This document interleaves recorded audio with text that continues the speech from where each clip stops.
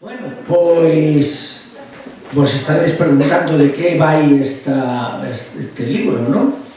E bueno, pois isto o que vamos a facer agora.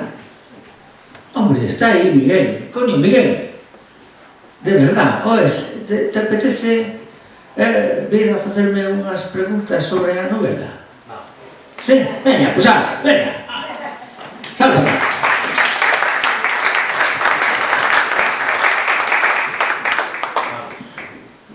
Bueno, ele vai a cadeira grande, e eu a pequeniña, porque claro, é lógico.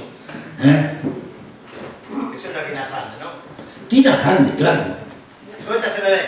Sí. Se te escoitará mellor que vos. Proxecto voz, así. A ver se vou proxectar moito. Non, se tes aquí este. Sí, sí. Pois, non, sabes o que teño? Que eu, Manoli viume a folla esta que teña aquí preparada. A folla pon enriba, entrevista, Manuel Miguel, non? E claro, pon a continuación 10-15 minutos. Ela mirou para mí e dixo 10-15 minutos, non dixo máis, non? Entrevista co vampiro. Por que non? Porque ela sabe ben que cando Manuel máis eu nos juntamos en algo por aí, non son 12-15 minutos. Suelen ser, non sei, 12-15 días. máis ou menos, aproximadamente. Entón, intentaremos respetar o tempo. Esta ia é unha cabrona, Estaría ben, A mí me puxo moi vello e a ti te puxo moi novo, Moitos. A roupa, a parte de arriba, teño na casa. Vexo que hai xente nova aquí entre nós. 850 páxinas. En serio, bro? Porque claro, eu cando falei e dixo que de 850 páxinas. Queres que te conte unha cousa? Tiña 1000 e pico, pero non cabía na encuadernación. Entón, eu lle dixe, mira, como total a xente non a vai a ler, vai ser o tipo de letra, que era igual. E entón entrou en 850. Por eso son 850 non máis. Non sei, eu cando, claro, a ver, tiña medo porque cando dixo, quedamos e tal, dixome, non che dou o libro. Claro, que non mo daba, eu non o lín, eu non tive a oportunidade de ler o libro, igual que vos. O que? Claro, e dixo eu tampouco. Se tiño que ler o libro antes da presentación tamén tiña un problema, non? Porque eu creo que vou ser de lectura de manar, non? Porque claro, esa transición do relato curto, non? Ao que nos estés acostumados a todos, a esta novela de, como que chamar, de gran formato, como foi? Pois mira, eu creo que de tanto correr tramos cortos, dixen, vou correr unha maratón. E, non é certo, estou sempre de broma, vou decir a verdade. A verdade é que este é un proxecto que eu tiña metido aí facía moitos anos. E entón, que pasaba? Que cada vez que o collía e lle daba un pequeno pulo para adiante e veía, e decía, a inmensidade do océano, e decía, Dios, para chegar hasta nao, todo o que necesito. E o aparcaba. E entón, que facía? Eu, normalmente, agora, o que estou facendo é varias cousas, en realidad. En realidad, o que tiña que estar facendo, fundamentalmente, dedicándome a miña muller, a miña filla, aos meus amigos. E bueno, pois, fago todas esas cosas e tamén me dedico a escribir e para ver as cousas realizadas en el corto prazo, pois necesitaba facer algo que fora máis asequible. E entón, así naceu o mil que lle digo, eses libros de relatos que fan unha triloxía que está a piques de convertirse en tetraloxía, porque meu Wagner me dixo, macho, joder, se eu fixe unha tetraloxía, ti podes facer unha tamén. Crónicas dun filósofo tabernario estará a piques de convertirse dentro de pouco unha tetraloxía. En canto se lle demos adiante a isto. Ai, que me estou ollando. Pregunta. Non, digo porque a mí pareceme o chamado de la novela é unha obra de arquitectura. Bueno, vamos a decir, é un formato diferente. Pásame que les. Eso, así. É un formato... de feito, tiña pensado traer un taco de folios grande para facer as formas. Non a trouxe porque se hai algún que nos coñece, se ve o tal, o saco lle medo, xa te medo agora, se nos rostro de algún. Pois digo porque unha obra de arquitectura, ao final non é o mesmo facer unha novela tecela, é unha novela que estábamos na entrada e unha persoa que preguntou, mira, por que se titula así, como Can en outro usado? E dixen, non che podo dicir, porque a mí tampouco me contou, non? Esa é unha pregunta que temos todos na cabeza. Sí, é cojonudo, porque sabedes unha cousa? Fixen esa mesma pregunta á inteligencia artificial e resulta que me contestou. De verdade, increíble. Dice, ao título do maravillosa novela tal, increíble, tal, como outro usado, sale do coñecido e vello refrán galego que di volverás ao pasado como o can volve outro usado. E que ten moita sabiduría interna porque, claro, que quer dicir? Que o can, sobre todo ese can delgadiño que sale aí, non? O prove del, comeu e trousou. E dixo, merda, unha vez que como na vida, trouso. Deixame volver a comer o que trousei, porque seguro que algo de aproveito hai aquí. E o refrán galego quere dicir realmente eso, como a maioría dos refranes galegos, ou de calquera outro sitio, son sabiduría condensada, non? E como leite condensado. E o que quere dicir é eso, que ti volves ao pasado e dices, leche, se no pasado non hubo máis que desgracias e cousas así. Non, atoparás algo que pague a pena. E aquí, concretamente, Sabela volve ao pasado, a través das cartas deste namorado da súa avoa, volve ao pasado para ver que pode aproveitar ali de todo aquel sofrimento. Sí, bueno, eu estaba pensando, fixen como non lín a novela, fixen en labor de investigación, intentei que contrastar... Pero vas a leela. Home, vou leela, claro. Non digo, normal. Eu teño o meu bravo ese dedicado á lectura e á escrita.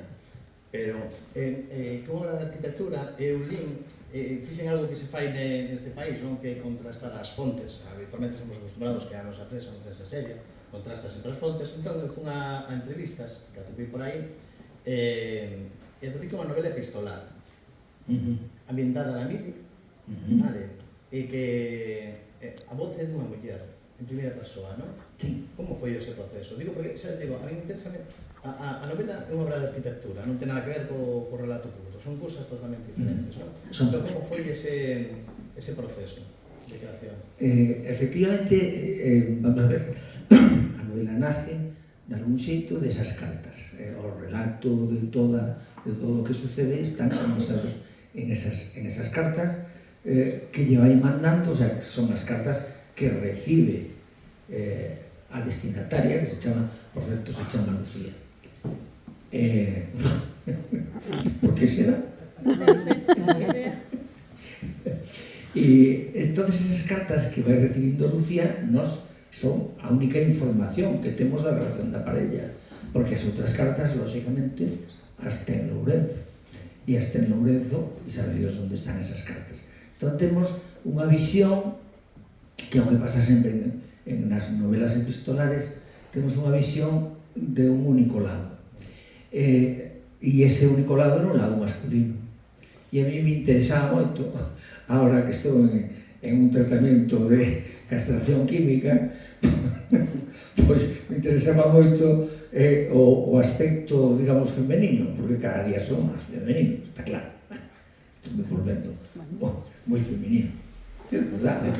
Tens que acertar. Ai, sí, bueno, con gusto, ademais. E entón dixe, bueno, pois seguramente me vai ir ben unha voz femenina. Vou intentar unha voz femenina. Non creo que sexa fácil, non sei se conseguimos, non, xa me diredes, a ver como vai a cousa. Se efectivamente unha voz femenina, unha voz masculina disfrazada de voz femenina. Complicado, eu estou recordando-me Querido Tomás de Neira Vilas, sí. Para mí foi un libro, cando falamos de Neira Vilas sempre mencionamos primeiro o Soneiro Labrego e tal, é unha referente, pero eu lembro con moito agarimo cando lín Querido Tomás, foi un libro que me deixou ferido, e ele métese nunha voz unha voz femenina, non? Entón, esa chegada non me parece algo complexo, o feito da pregunta. Sí, é complicado. Que che resultou máis difícil escribir? Co que disfrutaches máis? Ou foi máis fluido? O que me resultou máis complicado foi o final. Non sabía como era o final. O final lle din voltas a punta pala. De feito, digo no propio cacharro en voz de Isabela de que deixou a novela aparcada durante moito tempo e tal, os gatos, foi exactamente o que me pasou a min. Deixei a novela aparcada durante moito tempo porque non sabía darlle o remate. Non sabía darlle o remate que necesitaba a novela, claro está, porque se te podes dar un remate e xa está. E entón, se o remate que lle das non é o acaído, É complicado, sí. Pois ao final todo, desfaz todo, chegas ao final e dices, merda, joda, vaya final, que desastre, non? Sí, cando é precipitado. E me costou, e ao final dixen, bueno, pois este pode ser un bo final. E creo que ao final está ben, vamos, para min está ben. Non o contas, que está sempre con o No. E espero que ningún deles se vaya ás páxinas finales, Logo, Se se salta algunha carta tampouco non pasa nada. é complicado porque, aparte, nesta labor de contrastar as fontes, non? Se nos dixen que pillen, eu atopei varias fontes por aí que falaban de que era un libro no que hai moito personaxe. Hai un montón de personaxes, hai tantos personaxes, Miguel, que me tiven que facer... Bueno, sabedes que a literatura rusa, do que son un enorme aficionado, é unha das literaturas complicadas de ler, fundamentalmente porque moitas veces o personaxe o nomean polo nome, ás veces polo diminutivo, a veces polo patronímico e a veces polo apellido. E a veces non o nomean tampouco. Con o cual, pois, paga a pena decir fulano tal se chama así. E estes eu tiña, e claro, como a maior parte dos personaxes son inventados, pois, claro, non podía falar dun personaxe que tivera un certo carácter e que despois tivera outro carácter, porque claro, a escrita do libro foi moito tempo, e entón tiña que decir, coño, e este personaxe como se chamaba? E entón me vou a un tal. De feito, pretendía poñelo no propio libro, poñer un chisme de personaxes, un glosario de personaxes, non? Pero ese glosario de personaxes non cabía, o libro está no límite da encuadernación. Non, é pequeno, non? O centro de transformación é máis grande. É máis grande, claro. Bueno, queda para unha edición extendida. Pero o de centros de transformación, joder, ten unha parte de media tensión, esa parte de media tensión, pues, xa se sabe, joder. Bueno, para non irnos. Sí, por certo, non, vamos ben, son as 20:16. Temos vamos, como Dios. Bien, como cheje cumpla, o chejar a casa, vou na memoria. Nós vamos como Dios, os que están enfrente, non sei. A ver, abren moito a boca, porque como eu levo as gafas de non ver, que son as gafas de ver de cerca, non teño nin idea os rostros que teño aí diante. Se alguén está abrindo a boca, por favor, se alguén está abrindo a boca, que levanta a mão. Non hai. Canto hai de Manolo? Canto hai de Manolo en este libro? Moito. Vamos a ver, este personaxe, esta novela, pois, como todo, ao final falas do que sabes. E eu falo da miña propia experiencia na mili. Eu non podría escribir unha novela da mili se non houbera feito a mili, se non houberan pasado moitas cousas a mili. De feito, por exemplo, o tema dos, que eso podo decir, porque está aí, o tema dos analfabetos me pasou de verdad. O tema da alfabetización é así, é exacto, pasoume a mí. E a verdad loitei por ese, pasei daquelo que decían de na mili voluntario nin para xantar. Pois eu sabía eso e iba impregnado desa filosofía, e cando dixeron voluntarios para axudar aos analfabetos, pois eu di un paso fruto. Non podía facer outra cousa. E xa que a pregunta era esa, pois hai esa parte e hai moitas outras partes de cousas que me pasaron. Evidentemente, eu non sufrín directamente a violencia porque había moitísima violencia. Eu xuro que na época que eu fixen a mili, a violencia era terrible, porque ademais os suboficiais sacaban o cinturón para golpear, pero golpeaban con a fibela, é dicir, non con a parte metálica, para que a xente lle doera máis. En cabalería hai unha anécdota, concretamente que me parece que conto no libro ou non, pero en cabalería os toques son diferentes en infantería, bueno, que no resto das armas. En cabalería son diferentes. Entón hai un toque que se chama generala, que simplemente cando todo Dios abandona o que estaba facendo e se vai aos seus destinos.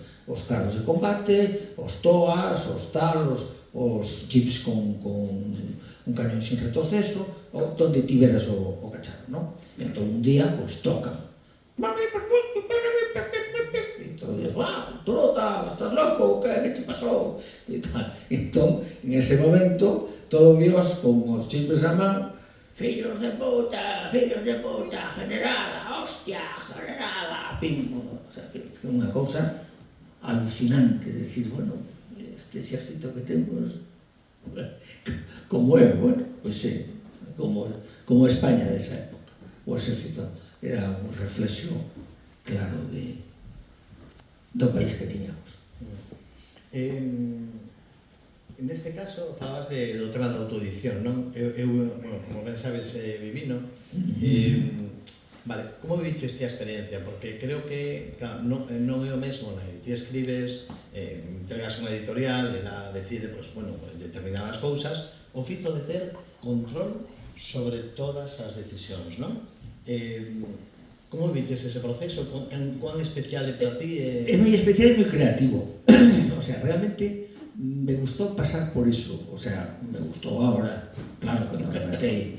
No seu momento estaba dicindo as maiores barbaridades do mundo, te podes imaginar, pero claro, se pasou por eso. Creo que quedaron moi ben, tanto un libro como outro, quedaron francamente ben, e a verdade estou contento de haber pasado por esa experiencia. Vale, imos rematando, o dice o reloxo. Eu teño aquí anotado algo que me dixeras e tal de un segredo, non? Había un segredo que ibas a... Hai un segredo, sí. Sí, porque falamos eso e eso sí que o acordamos. E dixe, mira, pregúntame ao final un segredo que hai no libro, para que a xente, cando o collades, leades o libro, pois sepades por que rábanos o libro ten isto.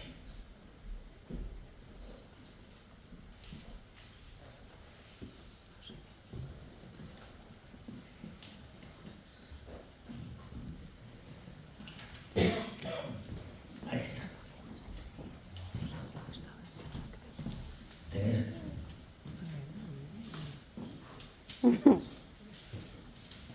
Qué misterio que habrá.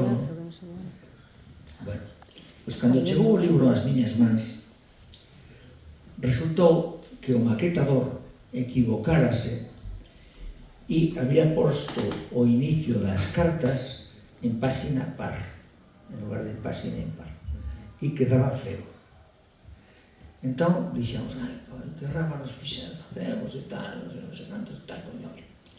E eu dixen, coño, pois vai a mandar unha carta Lucía e Chencho, é dicir, os noivos que solo se van a ver en algún lugar, xe que ese lugar existe, mandan unha carta aos lectores que dice: ben querido lector, nas follas que seguen tes cumprida noticia do eco dos meus pensamentos nos moitos meses que o servicio militar me mantivo lonxe do meu amor. Son moitas páxinas para os tempos que corren, pero o bo caldo quere lume manso. Lelas sin presa, procurando o sabor de cada carta, o recendo de cada historia. Sentados na laxe de pedra da encosta do castro, Lucía e mais eu agardamos por ti na derradeira folla deste libro. Afectuosamente, Lucía e Chencho. Muy bien.